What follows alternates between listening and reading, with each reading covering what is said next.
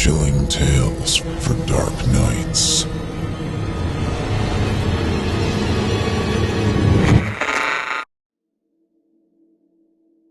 Captain Murderer by Charles Dickens.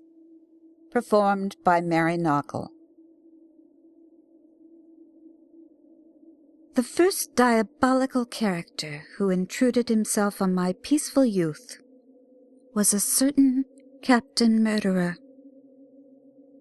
His warning name would seem to have awakened no general prejudice against him, for he was admitted into the best society and possessed immense wealth. Captain Murderer's mission was matrimony and the gratification of a cannibal appetite with tender brides. On his marriage morning, he always caused both sides of the way to the church to be planted with curious flowers. And when his bride said, "Dear Captain Murderer, I never saw flowers like these before. What are they called?" he answered, "They are called garnish for house lamb," and laughed at his ferocious practical joke in a horrid manner, disquieting the minds of the noble bridal company with a very sharp show of teeth, then displayed for the first time. He made love in a coach and 6, and married in a coach and 12, and all his horses were milk-white horses, with one red spot on the back, which he caused to be hidden by the harness. For the spot would come there, though every horse was milk-white when Captain Murderer bought him. And the spot was young bride's blood. When Captain Murderer had made an end of feasting and revelry, and had dismissed the noble guests, and was alone with his wife on the day month after their marriage, it was his whimsical custom to produce a golden rolling pin and a silver pie-board. Now, there was this special feature in the captain's courtships, that he always asked if the young lady could make pie crust, and if she couldn't by nature or education, she was taught. Well, when the bride saw Captain Murderer produce the golden rolling pin and silver pie-board, she remembered this, and turned up her laced silk sleeves to make a pie. The captain brought out a silver pie dish of immense capacity, and the captain brought out flour and butter and eggs and all things needful, except the inside of the pie. Of materials for the staple of the pie itself, the captain brought out none. Then said the lovely bride, "Dear Captain Murderer, what pie is this to be?" He replied, "A meat pie." Then said the lovely bride, "Dear Captain Murderer, I see no meat." The captain humorously retorted, "Look in the glass." She looked in the glass, but still she saw no meat. And when the captain roared with laughter, and suddenly frowning and drawing his sword, bade her roll out the crust, so she rolled out the crust, dropping large tears upon it all the time, because he was so cross. And when she had lined the dish with crust, and had cut the crust all ready to fit the top, the captain called out, "I see the meat in the glass." And the bride looked up at the glass, just in time to see the captain cutting her head off. And he chopped her in pieces, and peppered her, and salted her, and put her in the pie, and sent it to the bakers, and ate it all, and picked the bones.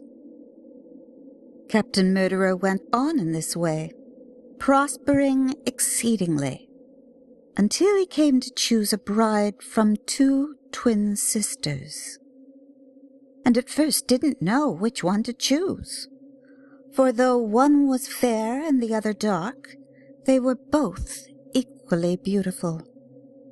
But the fair twin loved him, and the dark twin hated him, so he chose the fair one. The dark twin would have prevented the marriage if she could, but she couldn't.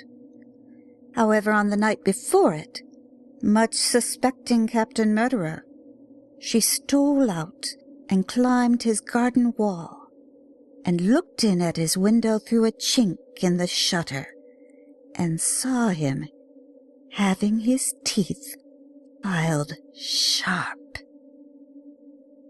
Next day she listened all day, and heard him make his joke about the house lamb.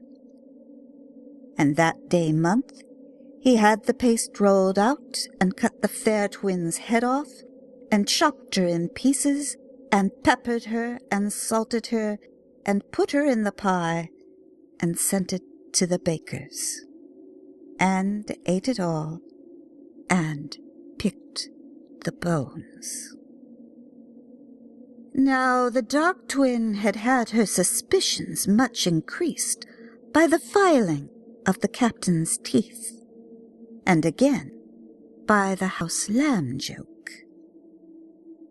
Putting all things together, when he gave out that her sister was dead, she divined the truth, and determined to be revenged. So she went up to Captain Murderer's house, and knocked at the knocker, and pulled at the bell, and when the captain came to the door, said, "Dear Captain Murderer, marry me next, for I always loved you, and was jealous of my sister." The captain took it as a compliment, and made a polite answer, and the marriage was quickly arranged. On the night before it, the bride again climbed to his window, and again saw him having his teeth filed sharp. At this sight she laughed, such a terrible laugh at the chink in the shutter, that the captain's blood curdled, and he said, "I hope nothing has disagreed with me." At that she laughed again, a still more terrible laugh, and the shutter was opened, and search made, but she was nimbly gone, and there was no one. Next day they went to church in a coach and 12, and were married. And that day month she rolled the pie crust out, and Captain Murderer cut her head off, and chopped her in pieces, and peppered her, and salted her, and put her in the pie, and sent it to the bakers, and ate it all, and picked the bones. But before she began to roll out the paste, she had taken a deadly poison of a most awful character, distilled from toad's eyes and spider's knees, and Captain Murderer had hardly picked her last bone when he began to swell, and to turn blue, and to be all over spots, and to scream. And he went on swelling, and turning bluer, and being more all over spots and screaming, until he reached from floor to ceiling, and from wall to wall. And then, at 1 o'clock in the morning, he blew up with a loud explosion. At the sound of it, all the milk-white horses in the stables broke their halters and went mad. And then they galloped over everybody in Captain Murderer's house, beginning with the family blacksmith who had filed his teeth, until the whole were dead, and then they galloped away.